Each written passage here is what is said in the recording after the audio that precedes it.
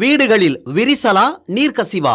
உங்கள் கட்டடங்களில் ஏற்படும் அனைத்து பிரச்சனைகளுக்கும் நிரந்தர தீர்வை உத்தரவாதத்துடன் தருகிறது பில்டிங் டாக்டர். தமிழகத்தில் பெய்து வரக்கூடிய மழை தொடர்பான செய்திகளை பார்த்து வருகிறோம். அதில் குறிப்பாக வடகடலோர மாவட்டங்கள் மற்றும் டெல்டா மாவட்டங்களில் கனமழை பெய்து வருகிறது. இதன் காரணமாக எந்தெந்த மாவட்டங்களில் பள்ளி கல்லூரிகளுக்கு விடுமுறை அறிவிக்கப்பட்டிருக்கிறது, எந்த மாவட்டத்தில் பள்ளிகளுக்கு மட்டும் விடுமுறை அறிவிக்கப்பட்டிருக்கிறது, மாவட்டத்தில் ஏற்பட்டுள்ள பாதிப்புகள், மழையால் என்ன மாதிரியான பாதிப்புகள் ஏற்பட்டிருக்கிறது என்பது குறித்து செய்தியாளர்கள் தொடர்ச்சியாக வழங்கி வருகிறார்கள். அதனை பார்த்து வருகிறோம். தற்போது வரை பல்வேறு இடங்களில் தொடர்ச்சியாக மழை பெய்து வருகிறது. குறிப்பாக சென்னை உட்பட 29 மாவட்டங்களில் மிதமான மழைக்கு வாய்ப்பிருப்பதாகவும், காலை 10 மணி வரை மிதமான மழைக்கு வாய்ப்பிருப்பதாகவும் தெரிவிக்கப்பட்டிருக்கிறது. சென்னையை பொறுத்தவரை மிக கனமழை பெய்யும் என்று நேற்று கணிக்கப்பட்டிருந்த நிலையில் தற்போது கனமழை மட்டுமே என்று தெரிவிக்கப்பட்டிருக்கிறது. செம்பரம்பாக்கத்திலும் கூட நீர்வரத்து தொடர்ச்சியாக அதிகரித்து வருவதை நாம் பார்த்து வருகிறோம். நேற்று வினாடிக்கு 36 கனஅடியாக இருந்த நீர்வரத்து இன்று காலை 497 கனஅடியாக உயர்ந்திருக்கிறது.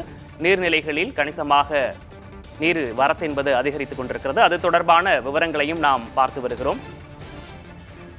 ஏற்கனவே நாம் பார்த்தோம், மழையின் காரணமாக மயிலாடுதுறை, விழுப்புரம், கடலூர், திருவாரூர் போன்ற மாவட்டங்களில் பள்ளி கல்லூரிகளுக்கு விடுமுறை அறிவிக்கப்பட்டிருந்தது.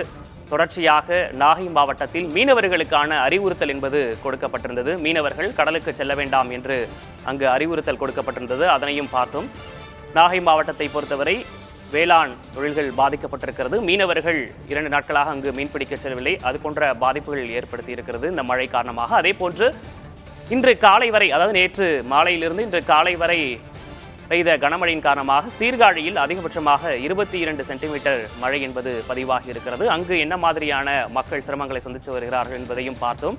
அங்கும் பல்வேறு இடங்களில் மழை காரணமாக வேளாண் உற்பத்தி என்பது பாதிக்கப்பட்டிருக்கிறது. மீனவர்கள் 2 நாட்களாக அங்கு கடலுக்கு செல்லாத நிலை இருக்கிறது.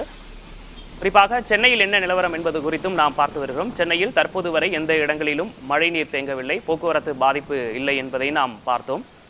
தமிழகத்தை பொறுத்தவரை வடகடலோர மாவட்டங்கள், டெல்டா மாவட்டங்களில் கனமழை பெய்து வரக்கூடிய நிலையில் தற்போதைய விவரங்களை களத்திலிருந்து செய்தியாளர்கள் தொடர்ச்சியாக வழங்கி வருகிறார்கள். அது தொடர்பான விவரங்களை நாம் தொடர்ந்து பார்த்து வருகிறோம்.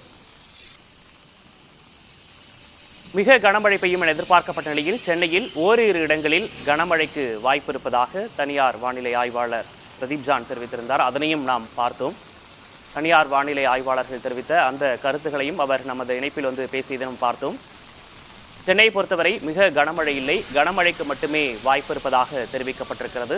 செங்கல்பட்டு முதல் டெல்டா மாவட்டங்கள் வரை மழை நீடிப்பதற்கான வாய்ப்பு இருப்பதாகவும் தெரிவிக்கப்பட்டிருக்கிறது. டெல்டா மாவட்டங்களில் மழை தொடரும் என்றும் தெரிவிக்கப்பட்டிருக்கிறது. திருவாரூர், மயிலாடுதுறை, நாகை மாவட்டங்களில் மழை தொடரும் என வானிலை மையம் தெரிவித்திருக்கிறது. மழை தொடர்பான செய்திகளை உடனுக்குடன் தொடர்ச்சியாக பார்த்து வருகிறோம். டெல்டா மாவட்டங்களில் மழை தொடரும் என தெரிவிக்கப்பட்டிருக்கிறது. அதில் குறிப்பாக திருவாரூர், மயிலாடுதுறை, நாகை மாவட்டங்களில் மழை தொடரும் என வானிலை மையம் தெரிவித்திருக்கிறது. அண்மை செய்தியாக பார்க்கிறோம். சென்னையில் இன்று கனமழை பெய்யும் என தனியார் வானிலை ஆய்வாளர் பிரதீப் ஜான் கணித்திருந்தார். ஆனால் தற்போது கனமழைக்கு மட்டுமே வாய்ப்பு இருப்பதாக தெரிவிக்கப்பட்டிருக்கிறது. விழுப்புரம் முதல் புதுச்சேரி, திருவண்ணாமலை வரை கனமழை தொடரும் என அவர் கணித்திருக்கிறார். மிக கனமழை என எதிர்பார்க்கப்பட்ட நிலையில் சென்னையில் ஓரிரு இடங்களில் கனமழைக்கு வாய்ப்பு இருப்பதாக அவர் தெரிவித்திருக்கிறார்.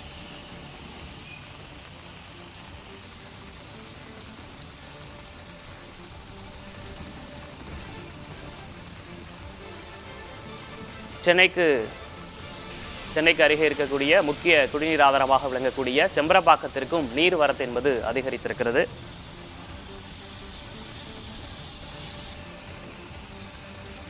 மொத்த கொள்ளளவான செம்பரம்பாக்கம் ஏரியின் 24 அடியில் தற்போது வரை 22 அடி அளவிற்கு தண்ணீர் இருப்பு இருக்கிறது.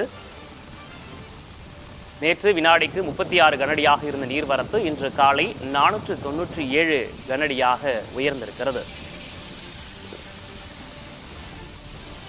தொடர்ச்சியாக செம்பரம்பாக்கத்தின் நீர் இருப்பு, நீர்வரத்து தொடர்பான விவரங்களை நீர்வளத்துறை அதிகாரிகள் தொடர்ச்சியாக கண்காணித்து வருகிறார்கள்.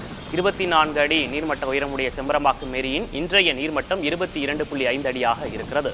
உபரி நீர் வெளியேற்றம் 25 கனஅடி. நீர் அதிகரித்தால் நீர் திறப்பு சற்று அதிகரிக்கப்படலாம் என்றும் நீர்வளத்துறை அதிகாரிகள் சார்பாக தெரிவிக்கப்பட்டிருக்கிறது. செம்பரம்பாக்கம் ஏரியிலிருந்து குடிநீருக்காக 108 கனஅடி நீர் வெளியேற்றப்பட்டு வருகிறது. வீடுகளில் விரிசலா, நீர்க்கசிவா? உங்கள் கட்டடங்களில் ஏற்படும் அனைத்து பிரச்சனைகளுக்கும் நிரந்தர தீர்வை உத்தரவாதத்துடன் தருகிறது பில்டிங் டாக்டர்.